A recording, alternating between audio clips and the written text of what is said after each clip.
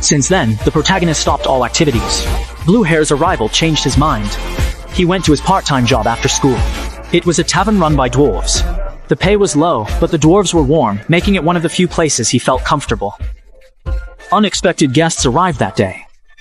Other taverns were full, so his friend brought Blue Hair here. He didn't expect to meet the protagonist he scorned. Blue Hair mocked him immediately. He said the place was just like a sewer. Gutter rats gathered here. The dwarf owner wanted to respond but swallowed his anger. They were outsiders here and couldn't risk trouble. They had escaped here after their world was invaded.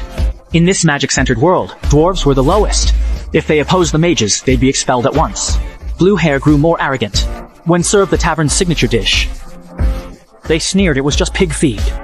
Suits gutter rats. These filthy animals. Get out of our country now. The protagonist finally loses patience. Unlike dwarfs, he has no such concerns. He tells the blue-haired one to take back his words and apologize. But to the blue-haired one, a useless person unable to use magic is no different from a rat in the gutter. The blue-haired one grows arrogant from his top 3 outer academy status. He even kicks the food from the table onto the protagonist. The other two can't help but rise, about to fight, when suddenly...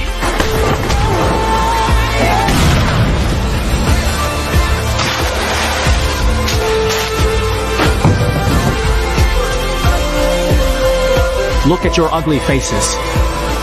Compared to dwarves, you're worse than animals. The protagonist's sudden defiance surprises the blue-haired one, making him lose all composure. With a thought, he covers the tavern in cold air. The protagonist reacts quickly, but unarmed, he's soon frozen to the wall. As the blue-haired one prepares to punish him, he doesn't notice the roommate nearby quietly plotting murder. His true identity surpasses the blue-haired one. The blue-haired one stops at the protagonist's intense stare. Seeing the protagonist still defiant, the blue-haired one thinks freezing him here is too easy. He threatens the protagonist to join the Grand Magic Festival, planning to humiliate him before everyone. He doesn't realize this will soon turn him into a laughingstock. No choice left. He really is angry. Useless, can't even use magic. Get ready to be expelled from the academy. Shut up, clown. Wait till your father crushes you. He is the only one in this magic academy who can't use magic. While everyone laughs at him for failing to defeat even a basic golem, they don't realize he's mastered swordsmanship. He can't beat even a basic golem. Just because rules only allow magic, until the Grand Magic Festival gathers the academy's talents. People realize geniuses are mediocre next to him. Facing hundreds of stone golems, he sheds his timid image and charges into the fray alone. Meanwhile, the crowd mocks him, all waiting for his failure. Borrow, drop of earth. Protect, land of steel.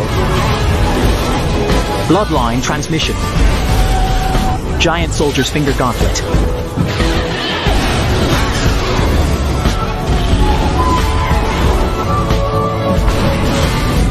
This scene instantly silences the mockers.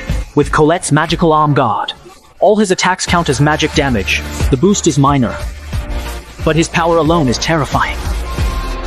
The useless bookworm once looked down on now is the first to charge out of the stone golem swarm. Second challenge tests ranged attacks. Even dogs use magic here. Ranged attacks are essential for mages, but the magicless protagonist struggles with them. Just when everyone thought he would fail, the protagonist blocked every attack with a single punch. If he can't use ranged attacks, he simply borrows others' magic. When the devastating move, known as Giant Sword Cleave, finally landed with a thunderous crash, the entire crowd that had gathered to watch the spectacle stood frozen in shock, completely unable to believe their own eyes at what they had just witnessed. They thought it was Colette's high magic stats, but the protagonist's iron sword had no bonuses.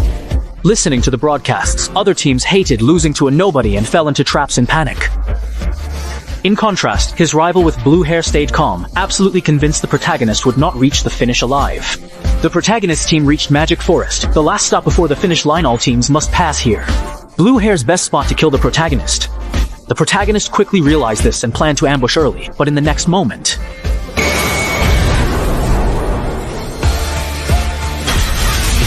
Fortunately, the attack only hit his clothes.